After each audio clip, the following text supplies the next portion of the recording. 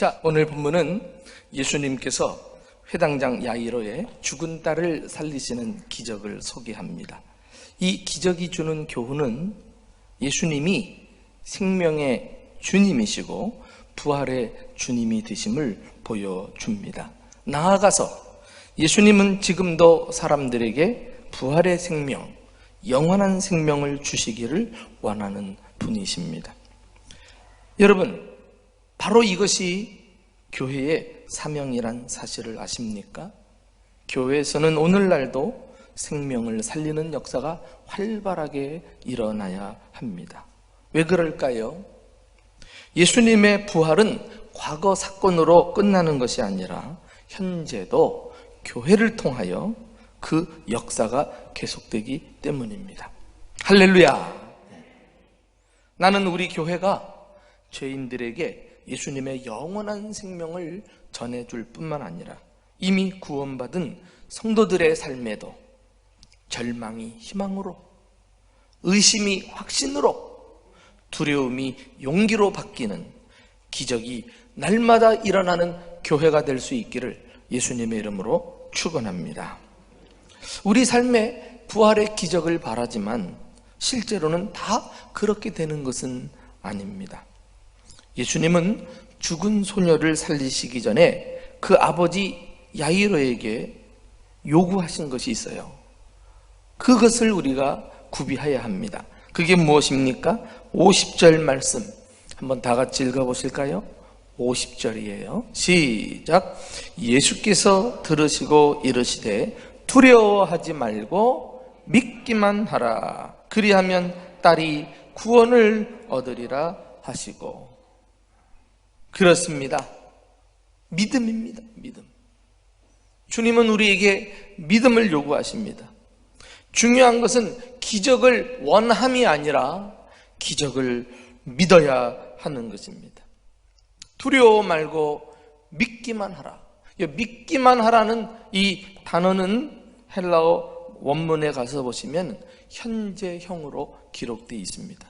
상황이 끝난 것 같이 절망스럽지만 그럼에도 불구하고 예수님은 계속해서 믿고 있으라는 거예요.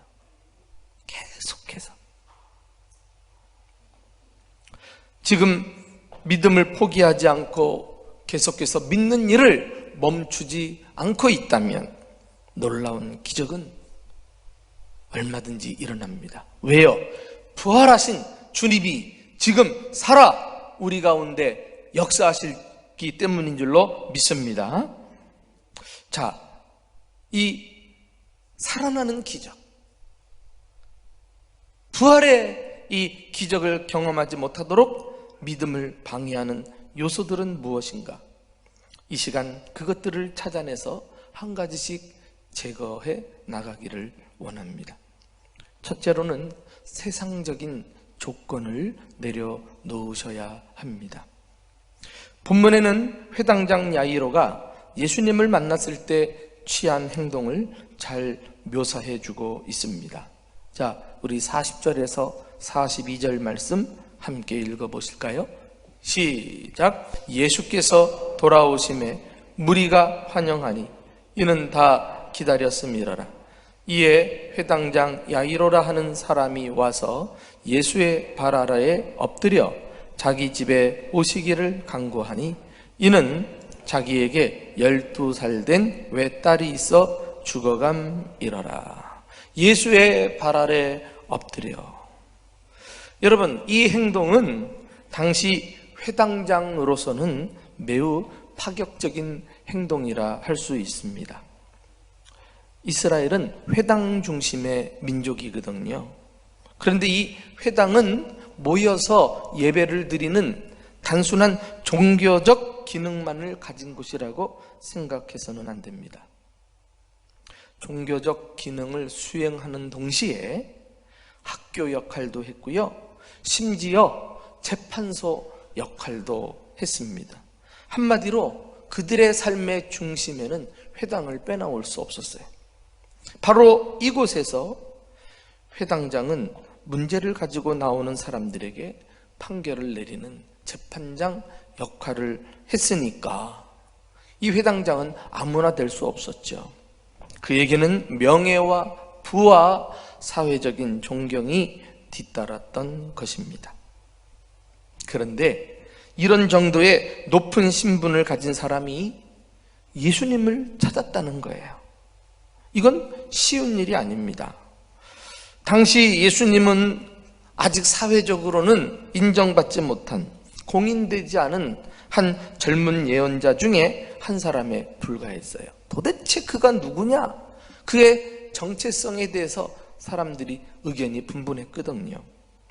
어떤 유대인들은 예수를 신흥 이단의 괴수, 소위 우두머리라고 좋지 않게 여기고 있기도 했습니다. 그런데 다른 사람도 아니고 유대인의 지도자인 회당장이 예수님을 찾아왔다니요. 그리고 찾아와서는 그 앞에 발 아래 엎드렸다. 이건 놀라운 사건입니다.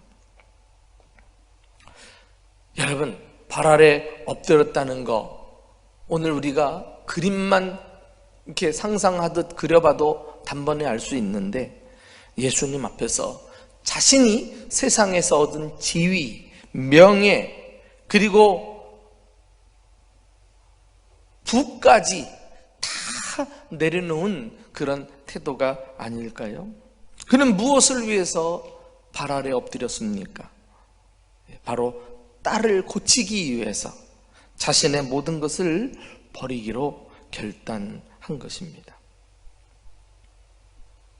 이렇게 우리는 부모된 자로서 자기 자녀들을 위해서라면 서슴없이 모든 것을 버려두고도 자녀를 위해서 사는 것이 참 가능할 수 있다고 생각합니다. 여러분, 나아만은 하나님을 모르는 이방인이었어요. 그도 자신의 몸을 다시 살리기 위해서 모든 것을 포기하고 자존심까지 박살내면서 주님 앞에 나왔다면 우리는 어떤 자세로 주님을 믿어야 하겠습니까? 이 믿음에 있어서 우리 발목을 붙잡는 게 무엇입니까? 체면, 거칠애, 세상적인 조건, 자기 속에 깊이 뿌리 박힌 그 알량한 자존심까지도 주님 앞에 훌렁훌렁 다 벗어버리고 주 앞에 납작 엎드려 무릎을 꿇을 때 이제 기적이 우리 삶에 일어날 줄로 믿습니다. 이걸 우리가 배웠으면 좋겠어요. 두 번째는요, 조급해하지 말고 인내하셔야 해요. 우리 믿음의 발목을 붙잡는 게 조급증이에요. 조급증. 여러분, 제가 오늘 본문에 전체적으로 다 읽진 않았습니다만은 이 야이로의 집으로 예수님이 가는 도중에 뜻하지 않는 일을 만나서 시간을 허비하게 됩니다.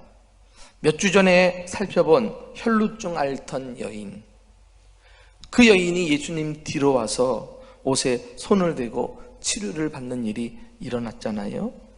그 바람에 예수님은 회당장 야이로의 집으로 가는 걸음을 멈추시고 한동안 시간을 지체해야만 했습니다.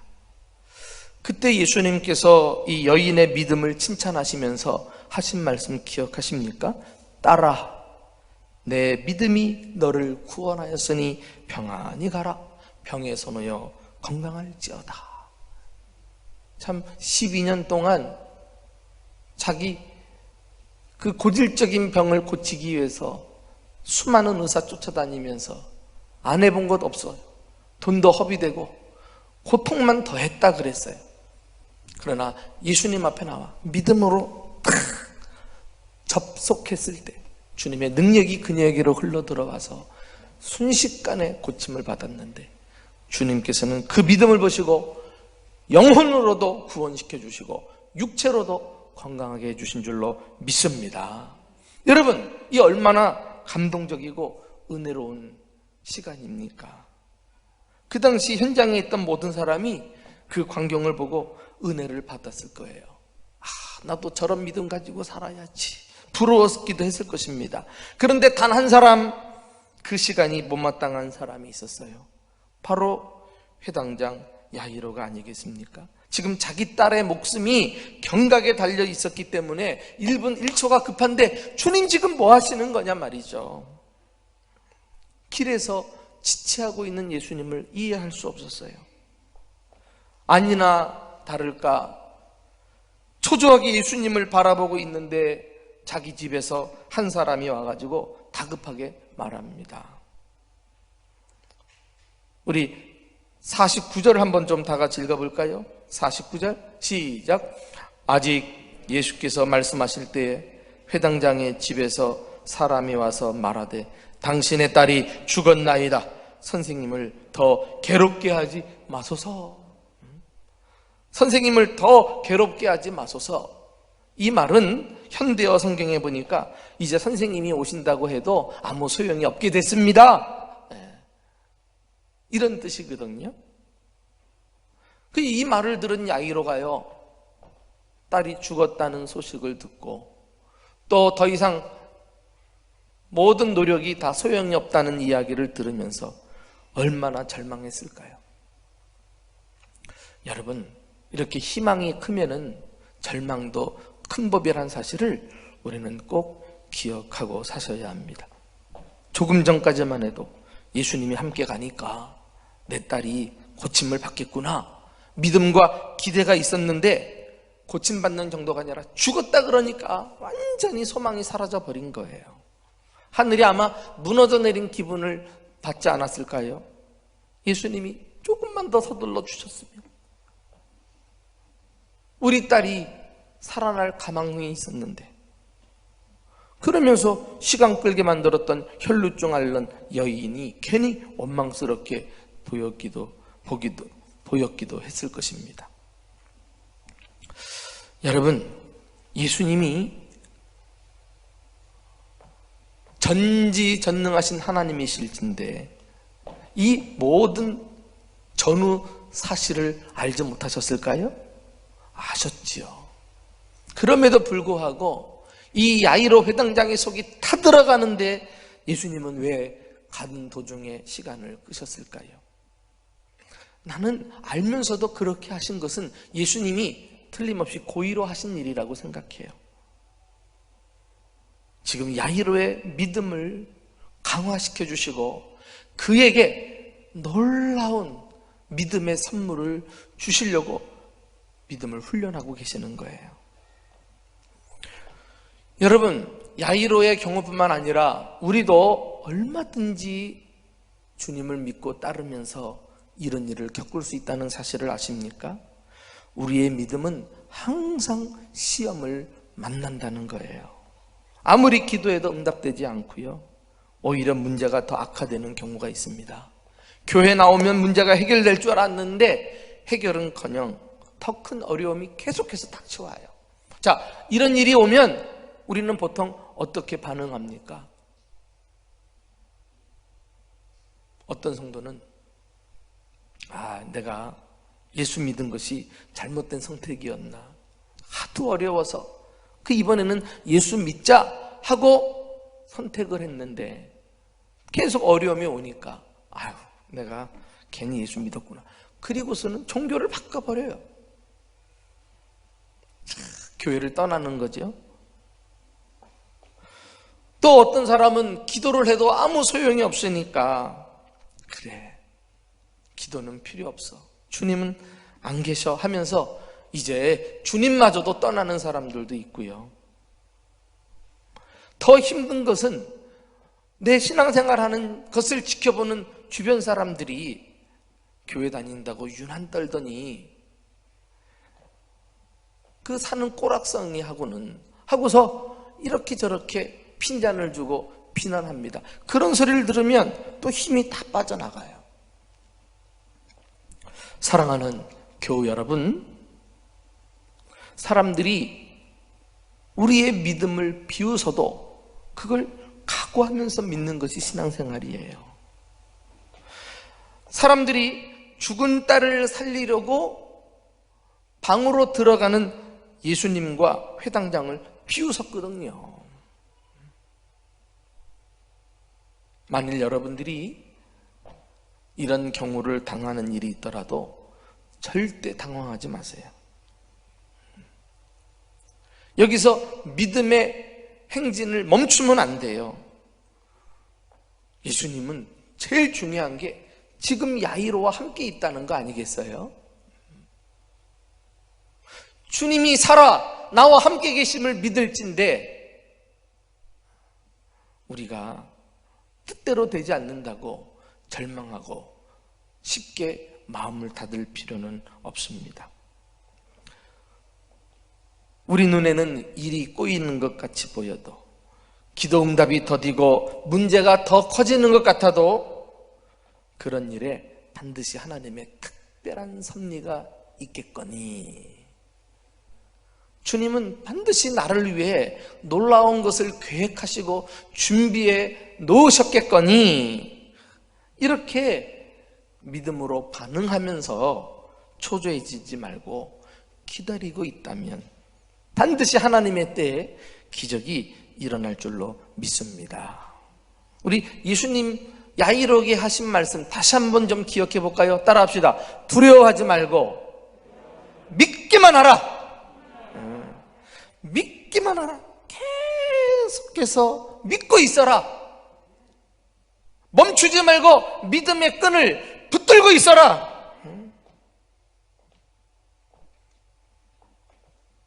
여러분, 우리가요 교회 봉사할 때도 똑같은 원리가 적용이 됩니다. 좀 주님을 위해서 믿음을 가지고 봉사하고 헌신하려고 하는데 내 뜻대로 되지 않는 일들이 얼마나 많습니까? 또 주변 사람들이 얼마나 우리를 향해 비난도 합니까? 그럴 때 갈라디아서 6장 9절에 우리가 선을 행하되 낙심하지 말지니 포기하지 않으면 때가 이름에 거두리라. 포기하지 않으면, 믿음을 포기하지 않고 지금 하고 있는 일을 계속해 나가는 거예요. 우리 한번 다시 믿음의 자세를 가다듬고 그 참지 못하고 인내하지 못하게 만드는 조급증, 이건 내 안에서 싹 제거해버리고 주님을 변함없이 따르고 항상 주의 일에 더욱 충성하는 저와 여러분 되시기를 주님의 이름으로 축원합니다. 마지막으로 우리는 상황에 따라서 휘둘려서는 안 돼요.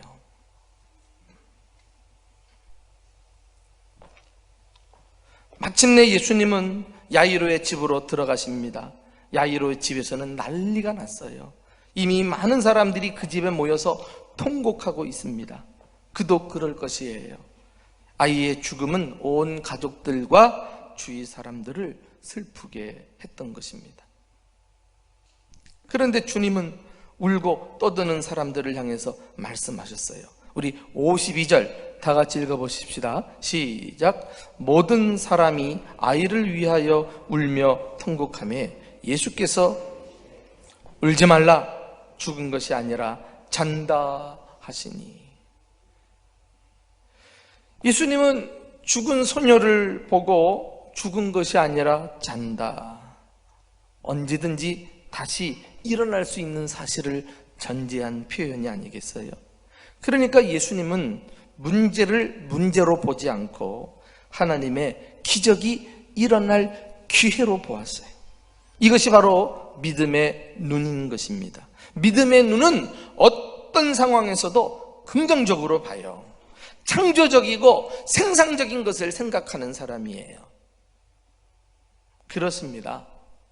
성도들은 믿음으로 현실을 보는 눈을 가지고 살아야 합니다. 이것이 안 믿는 사람하고 다르다니까.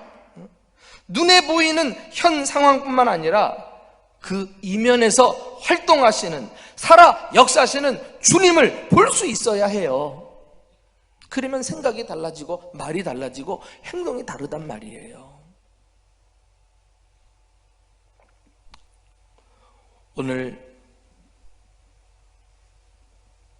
51절에 보면 그 집에 이르러 베드로와 요한과 야고보와 그 아이의 부모 외에는 함께 예수님이 기적을 보여주는 현장에 데리고 들어가지 않았다 그랬어요. 외에는, 이거 참 너무너무 중요한 말씀입니다. 주님이 나를 축복받는 자리에서, 기적을 경험할 수 있는 놀라운 현장에서 나를 제외시킬 수 있다니까요.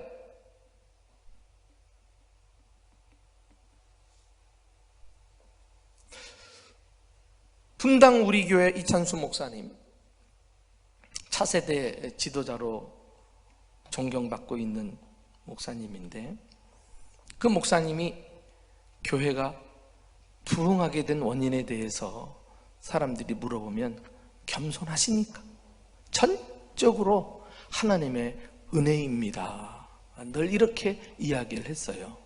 그런데 굳이 부흥의 비결을 한 가지 말씀을 드린다면 하고 이야기한 게 지금 제 마음에 깊이 새겨져 있어요.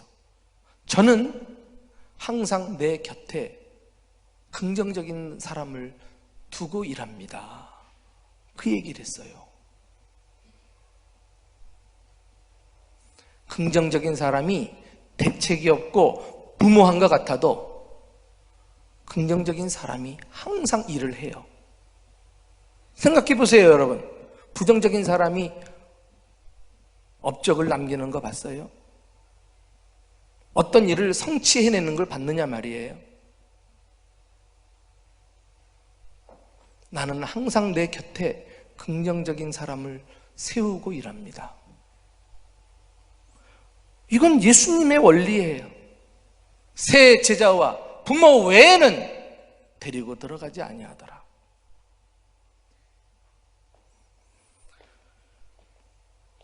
아마도 우리 중에는 야이로처럼 절망적인 상황에 직면해 있는 분들도 계실 거예요. 야이로의 딸이 죽은 것처럼 내 삶에 더 이상 소망이 없다고, 이제 끝이구나 말하고 싶은 그런 분들도 계실 것입니다. 그러나 그때가 부활의 기적을 경험할 때임을 기억해야 되겠습니다. 지금은 코로나19로 모두가 절망의 늪에 빠져 있습니다. 바라기는 2020년 부활절을 맞아 우리 대전중부교회로부터 시작해서 달리다 굼의 역사가 일어날 수 있기를 주님의 이름으로 축원합니다. 우리 사회가 다시 회복되고 교회가 부흥되고 가정이 일어나고 경제가 번성하고 건강이 치유되는 이 기적의 축복, 하나님께서 다시 우리에게 국률의 얼굴을 비춰주셔서 교회와 이 땅을 살려주시기를 소원합니다. 그렇다면 우리들부터 세상적인 조건, 알량한 자존심까지도 주님 앞에 다 내려놓고 나오세요. 절대 서두르거나 조급해하지 말고 인내하세요.